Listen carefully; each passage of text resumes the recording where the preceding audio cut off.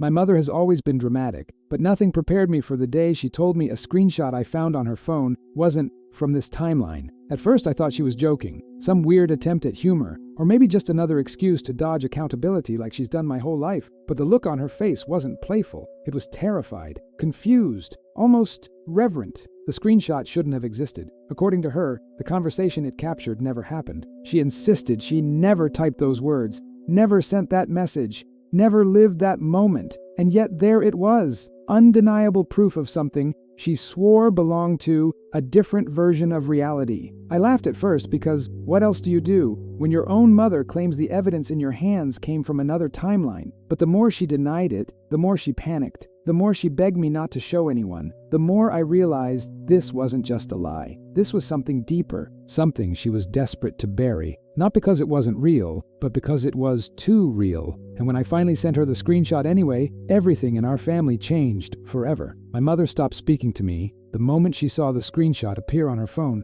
forwarded from my number. She didn't call, she didn't text, she didn't ask questions, she simply blocked me everywhere she could. That was her response to the truth, silence backed by fear. At first I felt guilty. Maybe I shouldn't have pushed her, maybe I shouldn't have exposed something she clearly wasn't ready to face. But as days passed and pieces of the story unraveled, I began to understand why she reacted the way she did, and why the screenshot was something she never wanted anyone, especially me, to see. What happened next fractured the version of my family I thought I knew and revealed a past my mother has spent years rewriting in her own mind. Before we get into everything, what the screenshot showed, why she denied it so aggressively, and what it exposed about all of us, make sure you subscribe to the Conflict Corner. This is where we dive into the stories families try to erase, the secrets they swear never existed, and the truths that refuse to disappear, no matter how many timelines people invent to hide them. I didn't mean to find the screenshot. That's the part my mother refuses to believe. And honestly, I don't blame her. It sounds like the beginning of a personal investigation, like I went digging through her past on purpose, searching for something to use against her. But the truth is much simpler. I was fixing her phone. That's it. She asked me to update her apps because her messages weren't sending. And while I was doing that, a notification popped up from her photo gallery, a recently saved image.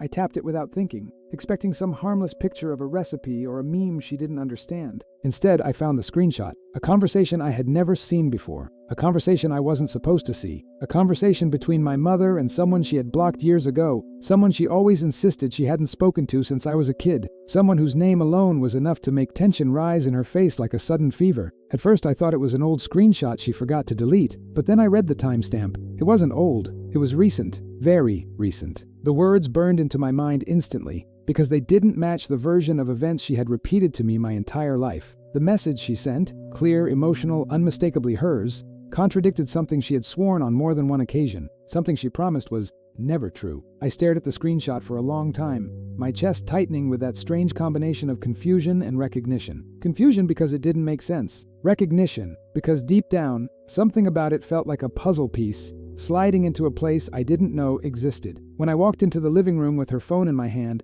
she was sitting on the couch watching a crime documentary, completely unaware that her past, her real past, not the curated version she lived in, was glowing in my hand. "Mom," I said, holding out the phone. "What is this?" She didn't even look at the screen at first. She just looked at my face. And whatever she saw there made her expression shift instantly, from casual annoyance to deep, gut-level fear. Not shock, fear. She snatched the phone out of my hand so fast it almost fell. Her eyes darted over the screenshot. Her breathing changed, and she whispered something I'll never forget. "This isn't real," I frowned. "Mom, it's right there." "No," she said more firmly, shaking her head. This is from another timeline, not this one." I almost laughed, thinking she meant it metaphorically, or dramatically, or humorously in a way that wasn't landing. But she wasn't joking. Her hands were trembling. Her voice quivered like someone facing a memory they had spent years burying under layers of denial. "I never sent this message," she insisted. "This conversation didn't happen. Not here." Not here. The phrasing lingered in my mind like smoke. "Then how is it in your phone gallery?" I asked. She pressed the phone to her chest like she was protecting it from oxygen. "Sometimes things bleed through," she whispered. "From where? From when?" "From another version,"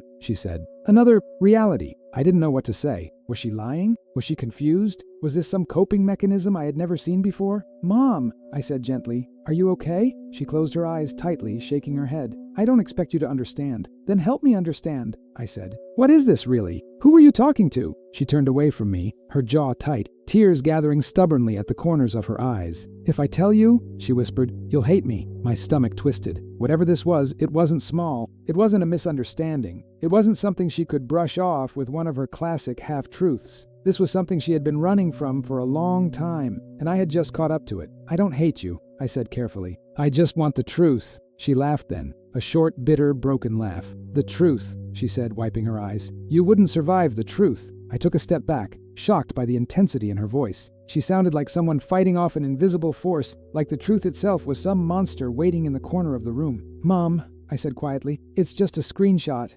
"No," she snapped. "It's a doorway." I didn't know what that meant. And before I could ask, she locked herself in her bedroom, refusing to come out for hours. I sat in the hallway outside her door, trying to process everything that had just happened. Was she having a breakdown? Did she genuinely believe the screenshot came from another timeline? Or was this an elaborate lie designed to hide something she didn't want to confront? It wouldn't be the first time she rewrote history. My childhood is full of memories she insisted didn't happen that way. Fights she claimed were misunderstandings. Promises she swore she never made. People she insisted she never spoke to again. But this was different. This wasn't denial. This wasn't manipulation. This was fear. Raw, unfiltered fear. That night, I lay in bed staring at my own phone. The image of the screenshot burned into my brain. I couldn't stop thinking about it, about the conversation it captured, about the name it included, about the confession tucked between those lines. I knew it mattered. I just didn't know why. The next morning, she still wouldn't talk. So I made a decision that changed everything. I sent her the screenshot. I forwarded it to her number with no message, no explanation, no accusation, just the truth. At first, she didn't respond, but within minutes, the read receipt appeared. Then another notification. She blocked my number. My own mother blocked me. That was the moment I realized her fear wasn't about the screenshot. It was about what she knew the screenshot proved. Something she had spent years hiding. Something she never wanted me to uncover. And something that, whether she liked it or not, I was determined to finally understand. When my mother blocked me, it didn't feel like a simple argument. It felt like she had slammed a door on an entire chapter of our family's history, one she had spent years rewriting, editing, softening, and straight up erasing. And now that door was sealed shut, like she was terrified the truth would leak out if she left even a crack open. I stared at my phone for a long time after the notification popped up. She didn't text back. She didn't call. She didn't ask what I wanted or why I sent it. She just erased me from her digital life in less than 5 seconds. I kept wondering, what kind of truth makes a mother block her own child? What kind of fear makes someone act like evidence is poison? I didn't know the answer yet, but I knew one thing. Blocking me was not about the screenshot. It was about what the screenshot confirmed. And whatever that was, she had spent a long time pretending it never happened. The silence between us stretched into 2 days. I told myself I wouldn't reach out again, that she needed space, that this was her issue to face. But the truth was, I couldn't stop thinking about it. I needed answers. I needed the story behind those messages. I needed to know what she had been so desperate to hide that she would rather invent a whole alternate timeline than admit the truth. So I drove to her house. When I pulled up, her car was in the driveway and the lights were on, which meant she was home and avoiding me on purpose. I knocked on the door, expecting yelling or tears or some dramatic speech about boundaries and privacy. But instead, she cracked the door open just 2 inches and stared at me with eyes that didn't look like hers. They were wide, frantic, swirling with something between fear and exhaustion. "Why did you send it to me?" she whispered, voice trembling. "Because I want the truth," I said softly. "The real truth, not the timeline story." She flinched like the word timeline physically struck her. "You shouldn't have it," she said. "You shouldn't have seen it." "But I did," I answered. "Accidentally. I wasn't going through your phone." She closed her eyes, pressing her forehead to the doorframe. "Accidentally," she repeated almost to herself. "Accidentally means it wasn't meant for you." "But it's in your phone gallery," I said. "How can it not be meant for me when you saved it?" Her breath hitched. She opened the door a little wider, but not enough for me to step inside. "That message wasn't supposed to survive," she whispered. "Not here." I shook my head. "Mom, please stop talking like that. What does any of this mean?" She rubbed her temples like she was fighting off a migraine. "If I tell you, you won't believe me." "Try me," I said. She let out a shaky laugh that held no humor at all. "The message is real," she said finally, "but not from this version of events." "Mom," I said carefully, "that sounds like you're—" "I know how it sounds," she snapped, her voice cracking. "But you don't understand what it's like to live with 2 stories in your head, 2 memories, 2 outcomes, and only one of them is the one you want." I stared at her, stunned. Are you saying you remember something different than what actually happened? She swallowed hard. I'm saying there are things I lived that I wish I hadn't. And sometimes the mind protects itself by choosing the softer version. So it was trauma, not timelines, not alternate realities, not science fiction. It was something she didn't want to face, something she had buried so deep that she convinced herself it belonged to another world entirely. Who were you talking to in the screenshot? I asked quietly. She looked away, lips trembling. Your father, she whispered. My heart dropped. But the timestamp. I know, she said. That's why I panicked. My father left us when I was young. Not physically, he lived across town, but emotionally. He slipped out of our lives the way a shadow fades at dusk, slowly, quietly, and completely. And my mother always insisted she cut all communication with him after he made a decision that shattered our family. She said she never spoke to him again. Not once. Not a word. That was her story. That was the truth. But the screenshot said otherwise. The message she sent was long, emotional, raw, filled with words she would never admit saying. Words about regret, words about longing, words about choices she once swore were final. Why did you lie? I asked. She wiped a tear from her cheek. Because the version of him in that message, that wasn't the man I wanted you to remember. But you talked to him, I said.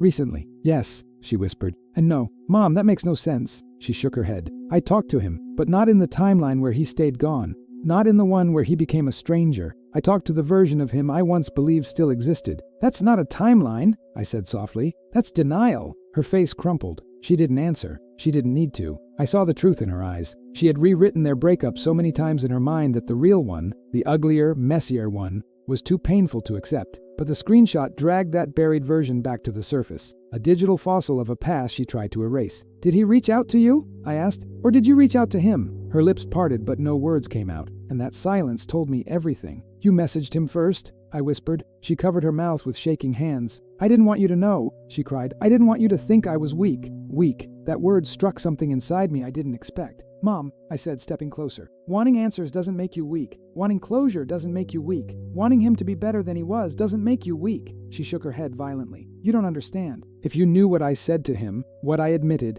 you'd never look at me the same. I already saw the screenshot, I said. I know what you said. She froze. Her eyes widened in horror. Then you know, she whispered. You know I told him I wish things were different. I nodded. I know. She slid down the doorframe until she was sitting on the floor, crying quietly into her hands. I sat beside her, leaning against the same wall. For a long moment, neither of us spoke. The weight of the truth settled around us like dust. Mom, I said gently, why did you save the screenshot? She looked at me slowly, eyes red. Because, she whispered, it was the only proof that the moment actually happened, that I wasn't imagining it, that he listened, that he cared, even for just a second. And then she said the sentence that explained everything. It was the only version of us that didn't feel like a mistake. My breath caught. Suddenly, the alternate timeline lie made sense. It wasn't about science fiction. It was about survival. She created a softer reality because the real one had cut her too deeply. She held on to that screenshot because it was the only place where she felt seen. And when I found it, she felt exposed in a way she had spent decades avoiding. I reached out and took her hand. She didn't pull away. Mom,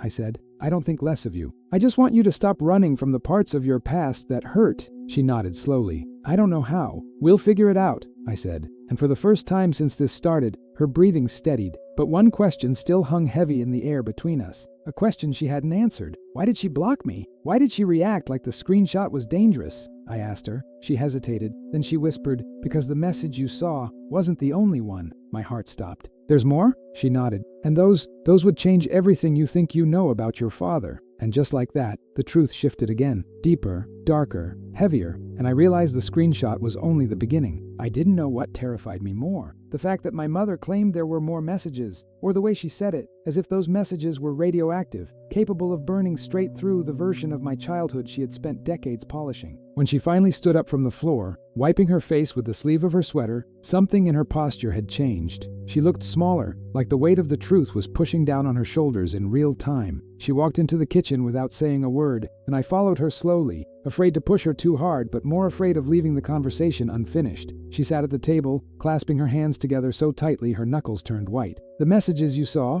she said quietly, were from the day I reached out to him. But the other messages came after, a few weeks later, when things got complicated. My stomach tightened. Complicated how? She looked at the table instead of me. He told me things I didn't want to hear, things I refused to believe. things about the past that didn't match the version I built in my head. He insisted I was remembering certain events wrong. He said I made choices I don't recall making." Her voice trembled. "He said we weren't victims of circumstance. He said we were victims of ourselves." I frowned. "Mom, he's always twisted things to make himself look better. You know that." "I thought I did," she whispered. "But then he sent me a message that changed everything." She stood up abruptly and walked to a small wooden box she kept above the fridge. Inside were old papers, bills, receipts, random things she had saved for reasons only she understood. She opened it, hands trembling, and pulled out a folded piece of paper. She set it on the table but didn't unfold it yet. "Before I show you what he said, you need to understand something," she murmured. "Memory is strange. It protects us from some things and amplifies others. I thought I knew exactly what happened between us all those years ago.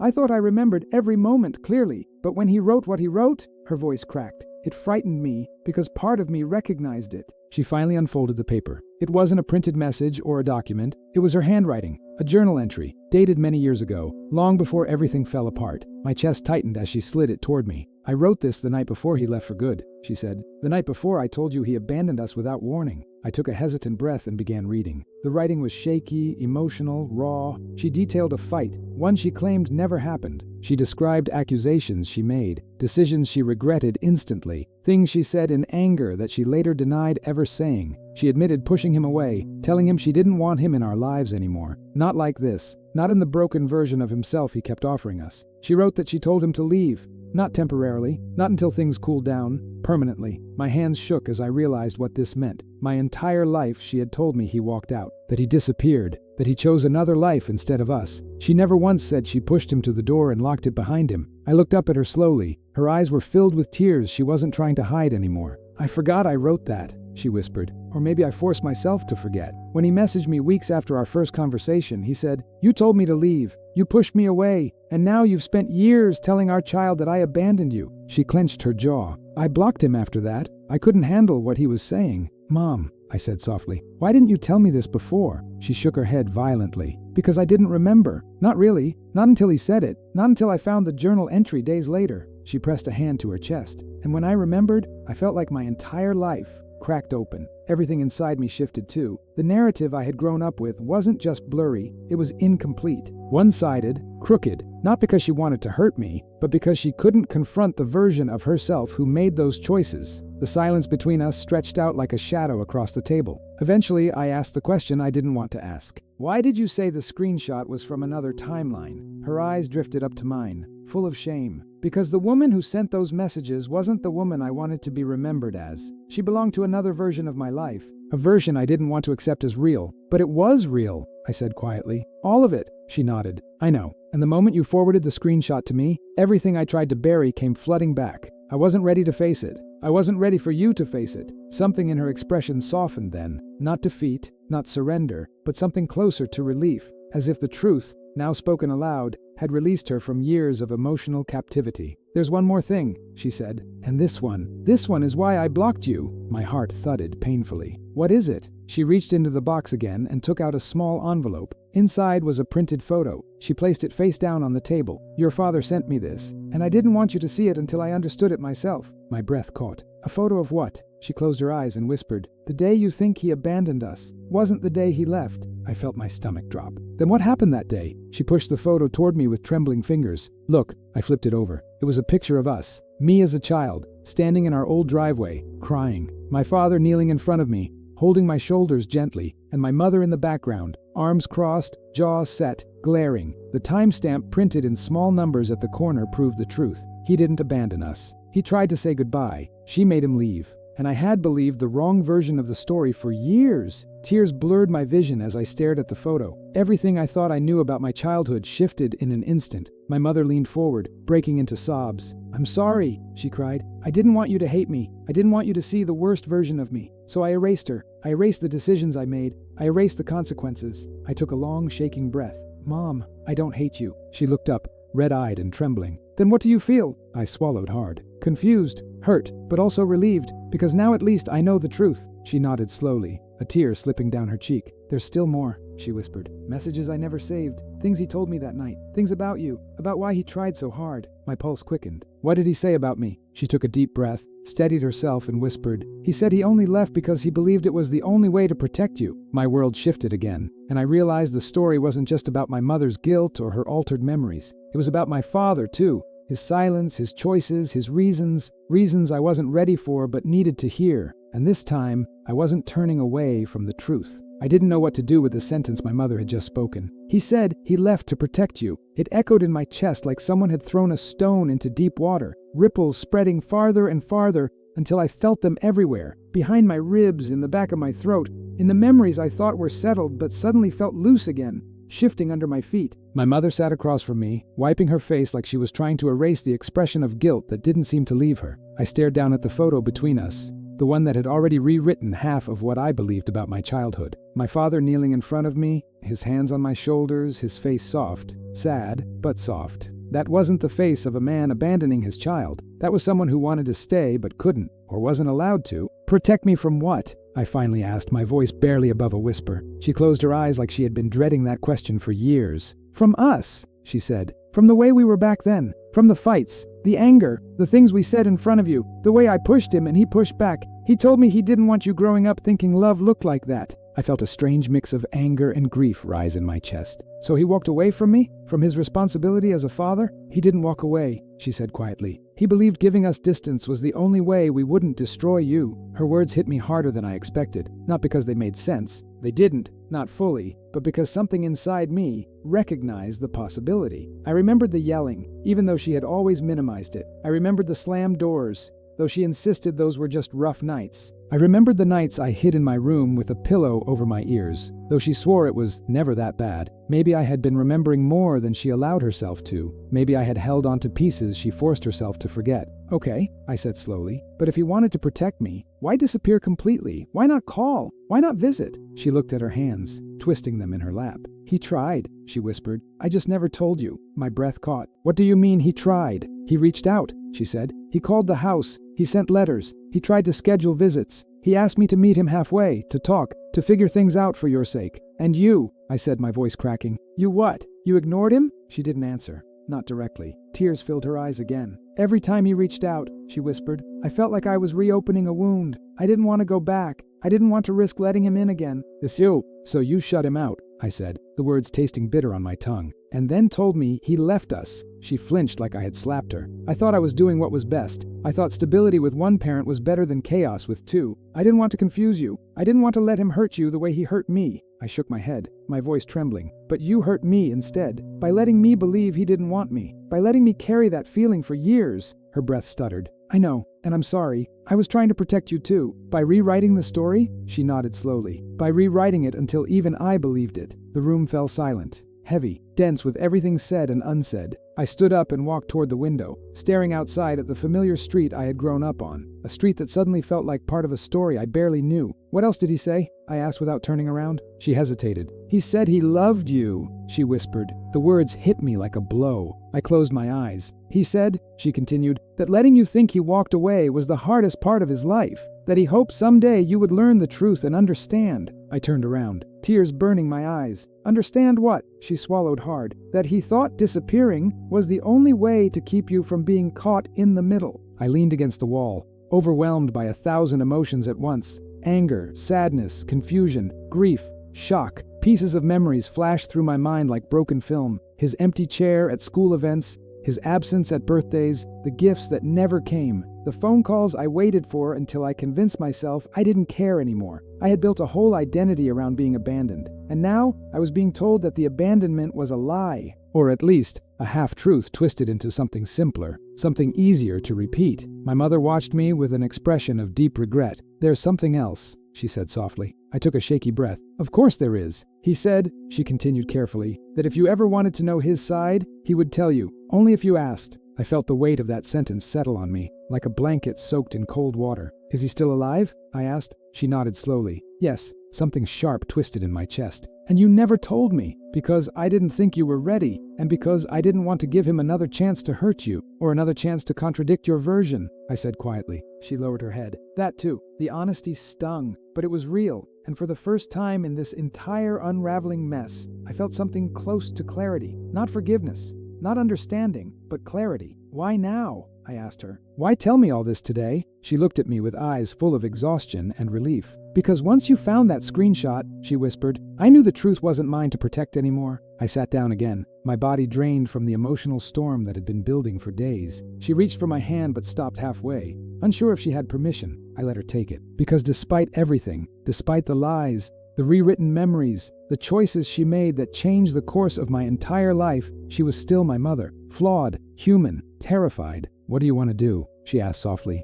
I stared at the photo again. Me as a child, my father kneeling, my mother watching from behind. The version of the story she had told me my whole life, fractured against the truth like glass under pressure. I want to talk to him, I said finally. Her breath caught, but she nodded. I'll support whatever you decide. Do you think he'll answer? I asked. Yes, she said. He's been waiting. And that sentence, simple, heavy, undeniable, opened a new door in my life. One I wasn't sure I was ready to walk through, but one I knew I couldn't leave closed anymore. The truth wasn't finished yet, and neither was I. I thought deciding to contact my father would bring some sense of relief, like choosing a direction after standing lost at a crossroads for years. But the truth is, the decision only opened another kind of uncertainty, heavier and stranger than anything before. I didn't know this man anymore. I barely remembered the sound of his voice. The memories I had of him were blurry snapshots, pieces of a life interrupted before I ever understood the meaning of loss. What does a child really know, except that someone was there, and then they weren't? That someone who lifted them up one day stopped reaching for them the next? As I left my mother's house that evening, the air outside felt colder than usual, like the world sensed something fundamental in me had shifted. I sat in my car for a long time, the photo resting on the passenger seat, the proof that everything I believed for decades had been at best incomplete and at worst entirely wrong. I finally took out my phone and scrolled through the contacts. My mother had deleted his number years ago, but I remembered it vaguely, just enough fragments that when I typed them in, a familiar rhythm clicked. My heart hammered as I stared at the digits, my thumb hovering over the call button. I wasn't ready to hear his voice, not yet, not like this. So instead, I sent a text. It's me. That was all I wrote. I don't know what I expected. Silence, maybe, or a number that wasn't even active anymore. But the message delivered instantly. And then, unbelievably, 3 dots appeared. He was typing. My breath caught. I felt like a child again, waiting for something I didn't have the name for. His first message was simple. I've been waiting for this. I didn't know whether to cry or throw my phone out the window. Instead, I typed back, we need to talk. He replied, whenever you're ready. The calmness of his words unnerved me, as if he had rehearsed this moment 1,000 times,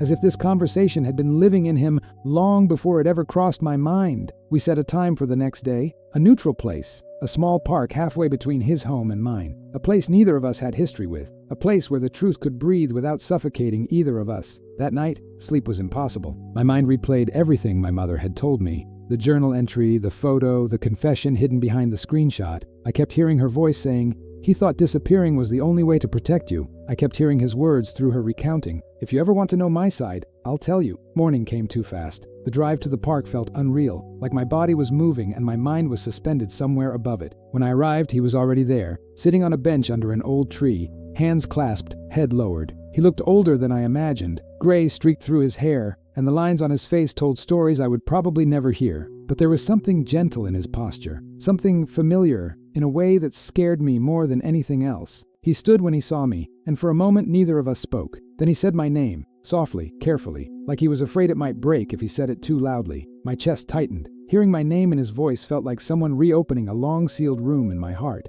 I sat down across from him, leaving a safe distance between us. Thank you for meeting me, he said quietly. You didn't have to come. I needed answers, I replied. I've lived with one version of the story my whole life. Now I know it wasn't the whole truth. He nodded slowly. It rarely is. I pulled the photo from my jacket and placed it on the bench between us. He stared at it for a long moment, his expression tightening. That day, he said softly, was the hardest day of my life. Why didn't you come back? I asked, my voice trembling. Why didn't you fight for me? His eyes lifted to mine, full of something deep and painful. I did, he whispered. You just never knew. She told me you tried, I said. She said she blocked you out, stopped your calls, didn't tell me you wanted to see me. He looked down at his hands. She was hurting. She believed pushing me away was what she needed to survive. I didn't want to make her pain worse, and I didn't want you caught between us. But I was, I said. For years. I blame myself. I wondered why I wasn't enough for you to stay. His face crumpled, the first real crack in his calm exterior. You were always enough. he said. More than enough. Leaving wasn't rejection, it was surrender. To what? I asked. To the truth, he said, that staying would have meant constant fighting, constant chaos, and you would have grown up thinking that was normal. I loved you too much to let you learn love through pain. His words hit something raw inside me, because part of me had always feared that the reason he left was me, that I wasn't lovable enough, worthy enough, important enough. You could have told me that, I said. You could have reached out when I was older. I tried, he said. But your mother wasn't ready to share you, and I respected her more than I should have. She lied to me, I said, about so much. She lied to herself first, he replied gently. Sometimes that's the only way people survive their own decisions. We sat in a long silence, letting decades of misunderstanding settle between us like dust. Finally, I asked, what were the other messages? The ones she was afraid for me to see. He hesitated, then pulled out his phone. He had saved everything. Every message, every attempt, every unanswered call. He handed me the phone reluctantly. Read them if you want, he said, but know they will hurt. Not because of what I said, but because of what went unsaid for so long. I scrolled slowly. The messages were raw, honest, full of longing and regret. He apologized repeatedly for leaving, for not fighting harder, for the pain he knew I felt. He begged for updates about me, asked if I was doing well in school, if I still loved drawing, if I was happy, if I remembered him at all. And then there was the message that broke me. Tell him I love him. Tell him I think of him every day. Tell him he deserved better than the man I was. I felt tears slipping down my face before I realized I was crying. When I looked up, his eyes were wet too. Why didn't you send those to me directly? I whispered. Because your mother asked me not to, he said. She said it would confuse you, that you needed one version of the story, not two. But she regretted it, I said. I know, he replied. We both made mistakes. The wind rustled the branches above us. People walked by, unaware that two lives were being rewritten on a park bench. So what now? I asked finally. He smiled sadly. Now we start at the beginning. Not as parent and child, not as strangers, just as two people willing to learn each other again. I felt a strange warmth in my chest,